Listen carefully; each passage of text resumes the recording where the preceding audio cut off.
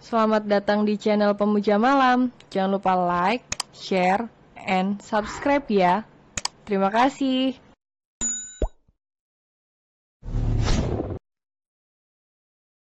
Chapter 16, Seperti Orang yang Cemburu. Salma menatap Ari. Pak Ari, saya tahu Bapak adalah asisten Tuan Kevin. Tapi bisakah Pak Ari membantu saya untuk kali ini? Bantu apa Salma? Sesaat gadis itu mengatur napasnya sebelum melanjutkan pembicaraan N-nya. Saya hanya karyawan baru dan tidak punya kekuatan untuk minta sesuatu. Dengan ini saya minta tolong sama Pak Ari untuk meminta rekaman CCTV di lift khusus petinggi, kejadian tadi siang. Rekaman CCTV, untuk apa Salma? Ari mulai mengkhawatirkan sesuatu. Rekaman CCTV itu sebagai alat bukti pelecehan dan kekerasan yang dilakukan oleh Tuan Kevin. Dan saya sangat berharap Pak Ari bisa membantu saya, walau saya tahu pasti buat Pak Ari agak sulit. Karena Tuan Kevin atasan Pak Ari, tapi tolonglah saya sebagai wanita yang sudah dilecehkan. Andaikan Pak Ari punya adik perempuan lalu jadi korban pelecehan dan kekerasan, apakah akan diam saja? Tukas Salma. Ari membeku seketika. Salma yang melihat respon Ari yang terlihat datar agak down jadinya. Sudah pasti Ari akan berpikir ulang untuk melakukannya. Kalau Pak Ari tidak bisa, ya sudah lupakan saja permintaan saya tadi. Lirih Salma, sudah tak bersemangat. Saya tidak bisa janji Salma, tapi akan saya coba memintanya di bagian keamanan. Ari sedikit memberikan harapan. Terbit senyum tipis di bibir ranum gadis itu. Terima kasih sebelumnya Pak Ari, ujar Salma. Paling tidak ada sedikit harapan dari Ari. Itulah yang sedang dirasakan oleh gadis itu. Nanti saya kabari jika sudah mendapatkannya. Cepat sembuh dan jadilah wanita yang kuat, ujar Ari. Agak miris sebenarnya pria itu melihat keadaan Salma. Tapi sang asisten juga tidak bisa melakukan apapun untuk saat ini, tapi entah untuk kedepannya. Makasih, jawab singkat Salma. Ari pun meninggalkan kamar Salma, tinggallah Salma dan Yuni di dalam kamar. Sepintas Yuni mendengar percakapan antara Ari dan Salma, tapi dirinya tidak mau terlalu kepo. Non Salma, ada yang bisa saya bantu? Tanya Yuni. Mbak Yuni punya minyak atau krim yang hangat? Ada di kotak P3K, kalau begitu saya ambilkan dulu ya. Jawab Yuni. Iya, Mbak. Setelah mendapatkan minyak angin yang hangat dari Yuni, gadis itu minta seluruh bagian punggungnya dibaluri minyak angin. Yuni sebagai wanita melihat punggung Salma yang putih mulus, merasa terpukau melihatnya apalagi ketika menyentuhnya. Begitu lembut kulitnya, tidak ada satupun jerawat di punggungnya. Mbak Yuni bisa pijat gak? Soalnya punggung saya sakit banget rasanya. Bisa non Salma badannya mau dipijatin? Tanya Yuni. Mau Mbak Yuni, badan saya sudah kayak abis dipukulin rasanya. Siapa tahu agak enakan abis dipijat. Pinta Salma. Baik non, saya pijatkan. Dengan senang hati Yuni menunjukkan keahliannya dalam memijat. Perusahaan Indo Prakarsa. Jalannya rapat siang ini tidak berjalan mulus. Berulang kali para manajer kena makian Kevin. Ada saja kesalahan di mata pria itu. Hingga begitu cepatnya rapat berjalan, hanya memakan waktu 1 jam. Mary yang mendampingi Kevin saja terlihat ketakutan melihat amukan pria itu, hingga enggan untuk dekat dengan bosnya. Dan sekarang wajah Mama Rosa tampak murka melihat pria yang duduk di hadapannya dengan santainya. Setelah selesai mereka rapat, Mama Rosa minta Kevin ke ruangannya. Mama tidak menyangka kamu sekasar itu terhadap Salma. Kenapa tidak sekalian kamu banting wanita itu jika kamu tidak menyukainya? Biar kamu semakin terkenal di berbagai media karena telah membanting seorang wanita. Geram Mama Rosa setelah melihat rekaman CCTV. Aku tidak sengaja, Mam, mendorongnya. Balas Kevin santai. Kamu bilang tidak sengaja, lalu berusaha memeluknya. Kamu bilangan tidak sengaja juga. Memangnya dengan memeluk Salma, si Gogon kamu bisa berdiri? Celetuk Mama Rosa dengan kasarnya. Enggak ada reaksi kan? Lanjut menebak Mama Rosa. Antara jujur dan berdusta hati Kevin sedang memilih. Tidak ada. Akhirnya Kevin berkata dusta. Pupus sudah harapan dan bayangan Mama Rosa setelah mendengar kata tidak ada. Sepertinya usaha Mama Rosa menjadi sia-sia, meminta Salma tinggal di mansion. Rekaman CCTV di sentral sudah Mama hapus. Karena bisa saja Salma akan melaporkan tindakan kamu ke polisi dengan menggunakan rekaman tersebut. Dan mulai detik ini menjauhlah dari Salma, tolong jaga nama baik keluarga kita. Kalau kamu mau selingkuh dari Yasmin, carilah wanita yang selevel dengan kita. Salma hanya gadis biasa, cukup istri kedua kamu dari orang biasa saja, kalau perlu ceraikan secepat mungkin. Sudah cukup tanggung jawab kamu selama 4 tahun ini. Kali ini Mama Rosa bersikap tegas. Dan sepertinya rencana Mama Rosa tidak akan dilanjutkan lagi. Kevin hanya bisa termenung. Mansion Adiputra. Sore hari, setelah tubuhnya dipijat oleh Yuni, tidak terasa gadis itu tertidur pulas di atas ranjang. Dan sore ini agak membaik badannya walau masih pusing kepalanya. Non Salma, Nyonya Yasmin ingin bertemu. Ujar Yuni, yang masih berada di kamar Salma. Suruh masuk aja Mbak Yuni. Pinta Salma, tidak enak masa Nyonya rumah mau ketemu dengannya harus bilang dulu.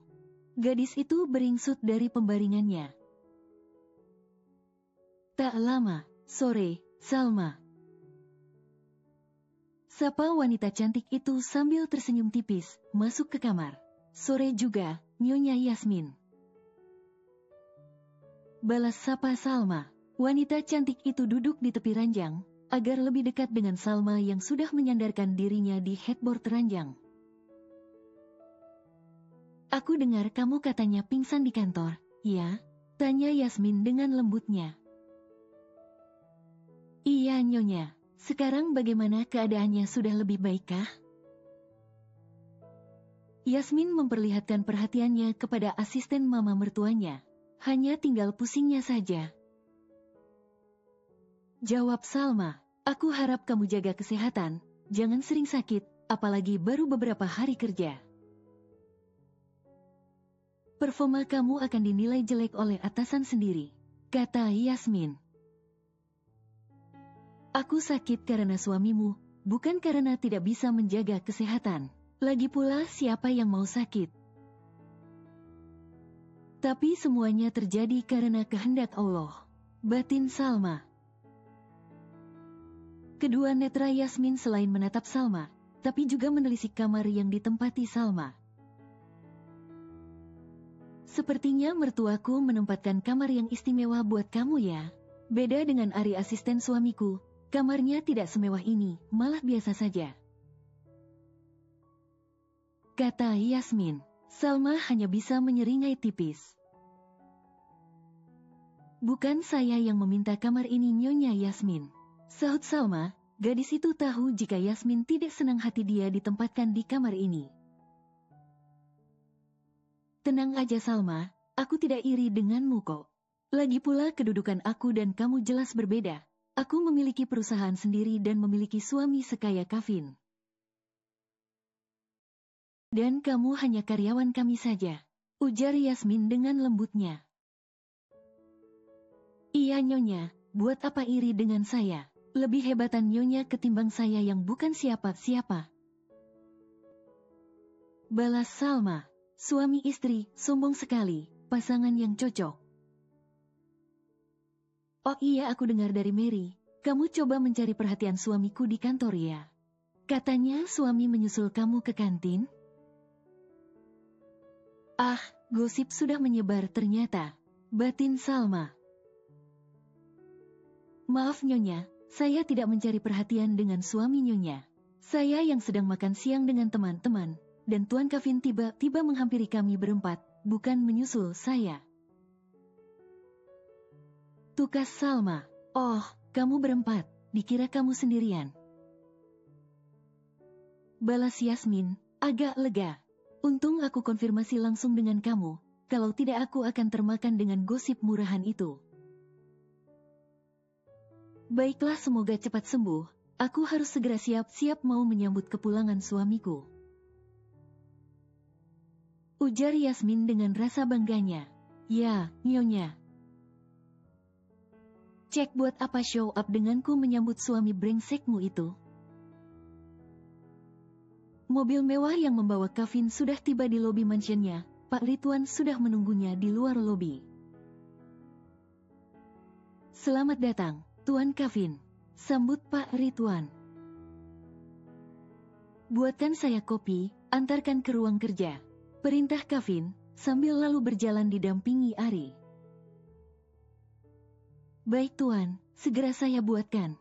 Kevin mempercepat langkah kakinya memasuki mansion dan menuju ruang kerjanya yang ada di lantai 1. Baru saja pria itu masuk ke ruang kerjanya, tiba-tiba saja Kevin memutar balik badannya. Menatap sang asisten, matanya terbakar api kemarahan. Wajah Ari sudah mendapatkan bogeman mentah dari Kevin, hingga sang asisten terhuyung ke belakang.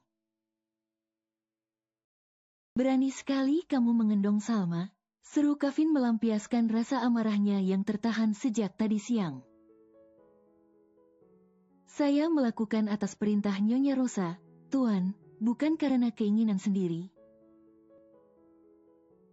Sanggah Ari, sambil mengusap ujung bibirnya yang kena bogeman mentah tuannya. Tapi tetap saja saya tidak suka kamu dan Romi menyentuh tubuh Salma. Murka Kevin, bibir Ari sedikit menyeringai melihat kearoganan tuannya. Sepertinya amarah tuan tidak tepat. Salma dalam keadaan tidak sadarkan diri, lalu kami berdua yang mengangkatnya. Salma bukan siapa tuan, kenapa harus emosi? Dia bukan istri tuan seperti Nyonya Yasmin. Sedangkan dengan Nyonya Yasmin, kenapa tuan tidak marah jika ada yang menyentuh tangannya? Jadi terbawa emosi Ari, sesaat pria itu terlihat berpikir. Cemburu, Tuan, Anda sedang cemburu? Pungkas Ari, kata yang penuh penekanan. Hah, mana mungkin saya cemburu dengan wanita yang tidak jelas itu? Kevin membantah.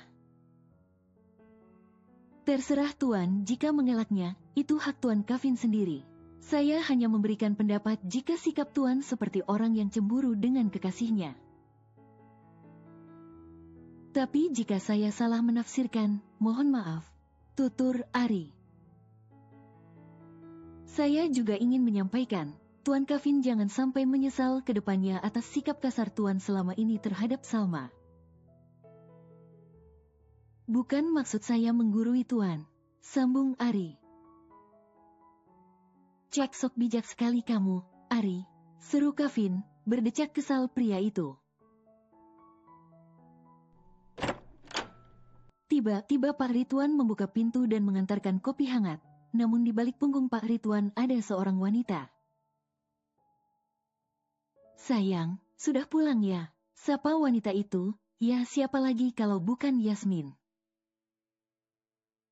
Dengan senyum hangatnya wanita itu mendekati suaminya, lalu mengecup sekilas bibir suaminya.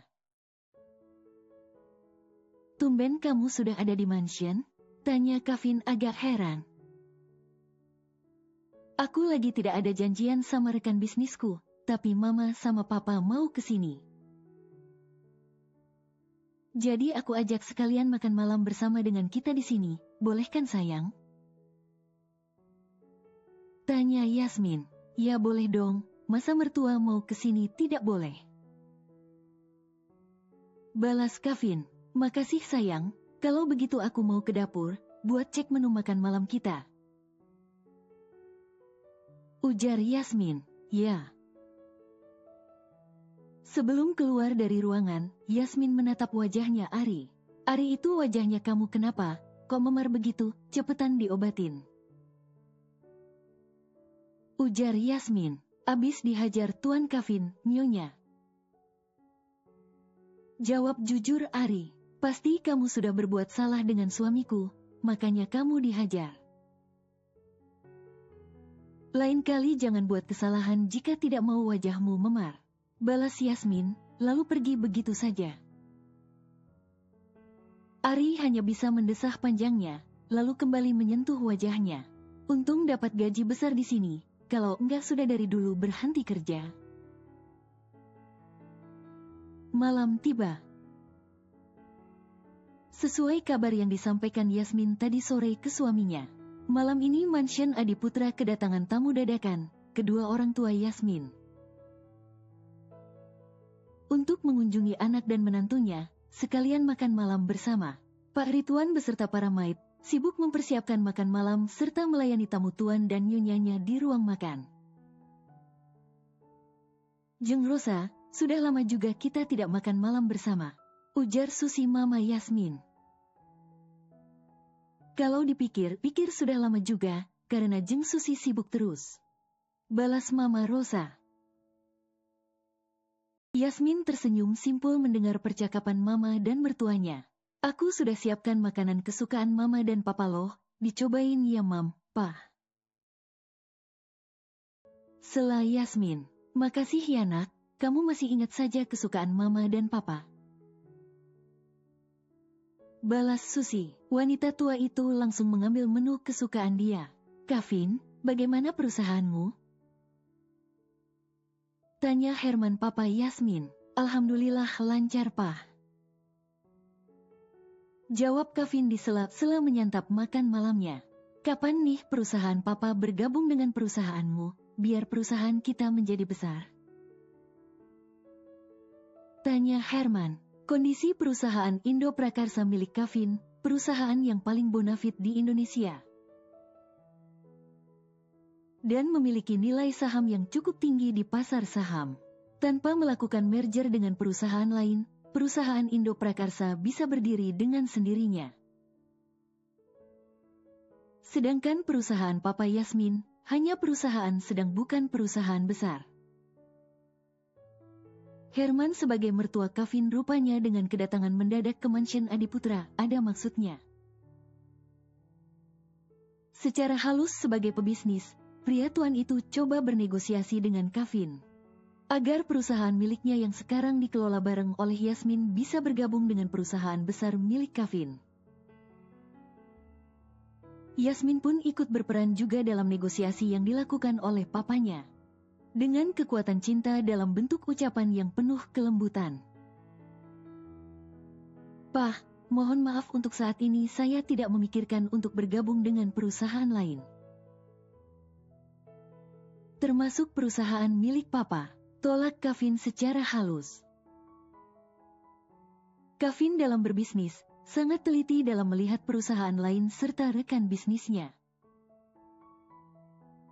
Pria itu sudah tahu jika perusahaan milik mertuanya sedang berada di titik rendah. Dan membutuhkan dukungan dari perusahaan lain, alias kucuran dana yang banyak agar kembali stabil. Paling tidak kamu bisa pikirkan terlebih dahulu sebelum memutuskan. Siapa tahu kamu berminat untuk menggabung perusahaan kita, betul kan Jeng Rosa? Sambung Susi. Mama Rosa hanya tersenyum tipis, tidak menjawab. Karena semua keputusan perusahaan ada di tangan Kevin. Suasana makan malam tiba-tiba terasa dingin. Setelah percakapan Kevin dan Herman tidak membuahkan hasil yang baik buat di posisi Herman. Melihat keadaan seperti itu, Yasmin segera berbasa-basi dengan suami dan mertuanya serta kedua orang tuanya. Agar suasana kembali menghangat dan cair. Yasmin, Kevin, kalian berdua sudah mau 4 tahun berumah tangga, tidak ada keinginan untuk memiliki anak. Seorang anak sebagai pewaris perusahaan besar kamu, tegur Herman. Kevin dan Mama Rosa langsung berhenti mengunyah makanannya. Sesaat Yasmin melirik suaminya. "Pak, aku masih menikmati hidup bersama dengan Kak Kevin. Kami berdua masih menunda memiliki momongan, ya kan sayang?" Yasmin segera membuka suaranya, lalu mengucapkan kata dustanya. Kevin bergeming. Kedua orang tua Yasmin tidak tahu jika menantunya impoten karena kecelakaan. Dan Yasmin tidak memberitahukan kepada kedua orang tuanya. Dan sebenarnya Yasmin menerima kekurangan Kevin, karena wanita itu juga punya kekurangan pada dirinya. Dan hanya dia yang tahu, kedua orang tuanya pun juga tidak tahu. Tapi keburu tua jika kalian tidak segera memiliki anak, paling tidak punya satu dululah. Sambung Susi. Jika sudah membicarakan masalah anak, pria itu sudah merasa harga dirinya jatuh ke jurang, mengingat kelemahan dirinya. Inilah kenapa dia menerima jika Yasmin ingin bercerai dengannya. Dia akan membebaskan dari pernikahannya agar Yasmin memiliki keturunan dari pria lain. Yasmin, jika kamu takut tubuh kamu rusak karena hamil, zaman sekarang sudah ada istilah ibu pengganti, coba lewat cara itu. Usul Susi. Bagaimana mau cari ibu pengganti, si Gogon putraku tidak beraksi. Dan tidak bisa mengeluarkan benih calon anaknya sendiri. Sedih batin Mama Rosa. Nanti akan aku bicarakan dengan Kak Kevin, Mam. Balas Yasmin, sembari menggenggam tangan Kevin yang berada di atas meja, seakan menguatkan dan menjaga perasaan suaminya.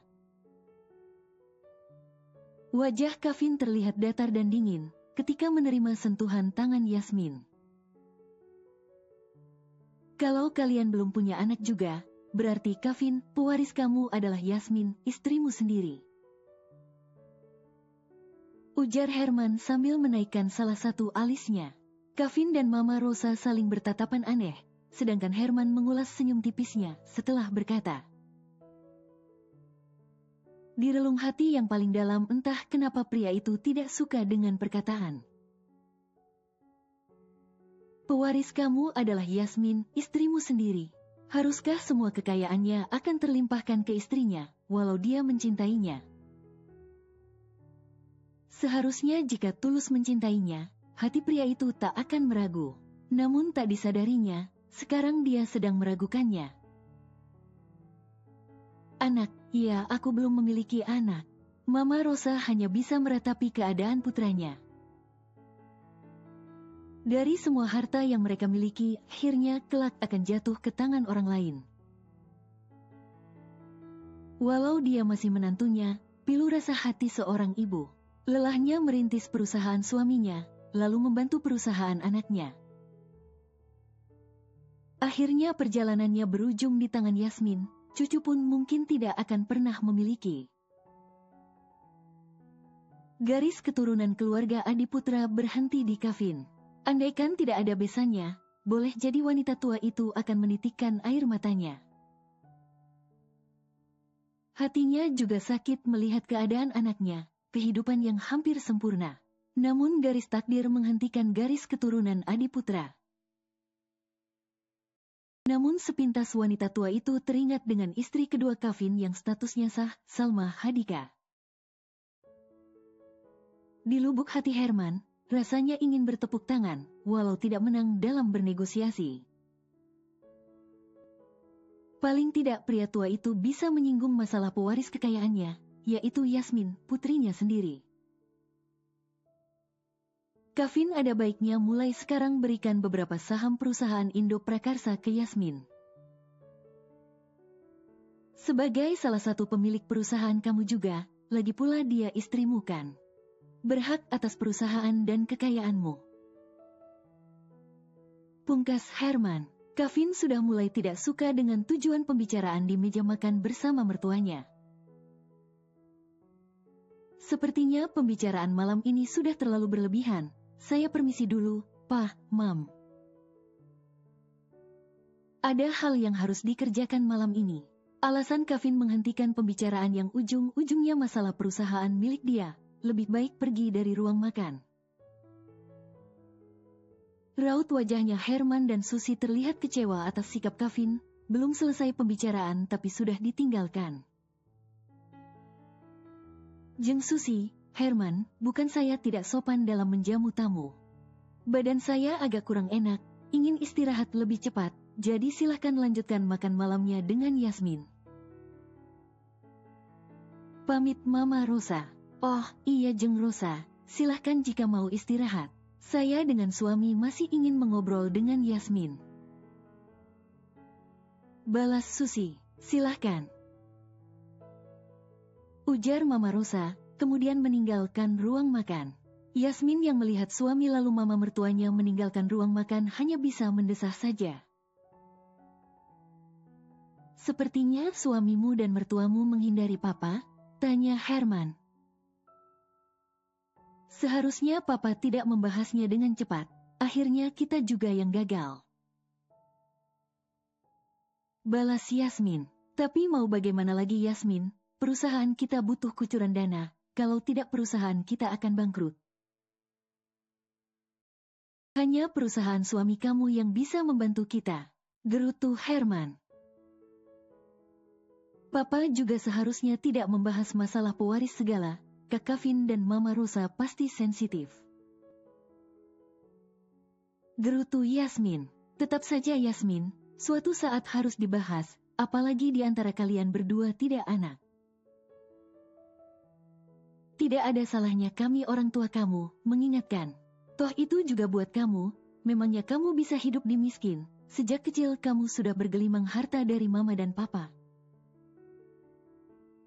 Imbuh Susi, rayu suami kamu, biar beberapa saham perusahaan jadi milik kamu.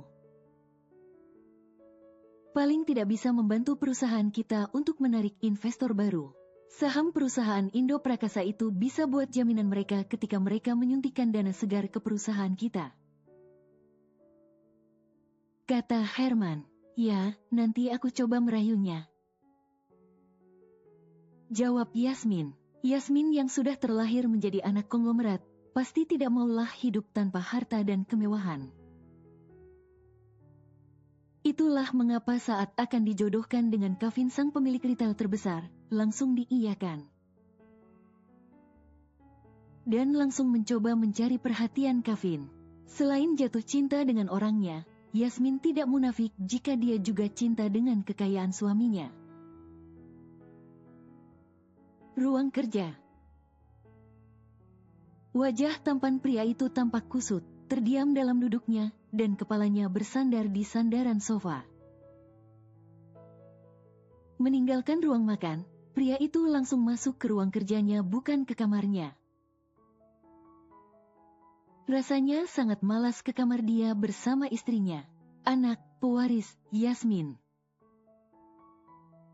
Ketiga kata itu mulai memenuhi isi kepalanya, anak. Pria itu sangat mendambakan seorang atau dua orang anak, tapi dirinya sudah tak ada daya.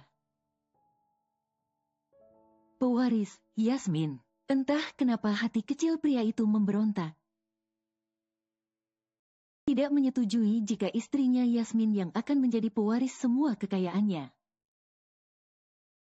Padahal pria itu sering berkata cinta dengan istrinya Yasmin. Sudah lelah bekerja seharian di kantor, malam bertemu mertua di mansionnya, membahas yang tidak enak di hati. Tak lama pria itu memilih memejamkan kedua matanya. Salma. Kevin tersentak sendiri ketika teringat akan gadis itu, lalu mengerjapkan matanya. Benarkah kamu bisa bangun, jika dengan Salma? Gumam Kevin sambil menyentuh si Gogon. Namun seketika itu juga Kevin terlihat putus asa, mengingat kejadian tadi siang. Mungkin kamu hanya bisa bangun sesaat ketika dekat dengannya, tapi loyo kembali ketika mau bertempur. Lagi pula dia juga bukan wanita baik-baik, tidak pantas hamil calon anakku. Gumam Kevin sendiri, sambil tersenyum sinis. Sementara di kamar Salma, Yuni terlihat sibuk merapikan bekas makan miliknya dan milik Salma. Mbak Yuni, nanti setelah taruh piring kotornya, balik ke sini lagi. Malam ini Mbak Yuni temani saya tidur di sini. Pinta Salma sambil menepuk ranjang. Non Salma, saya gak enak kalau tidur di sini. Takut Nyonya Rosa menegur saya. Tolak Yuni. Bersambung.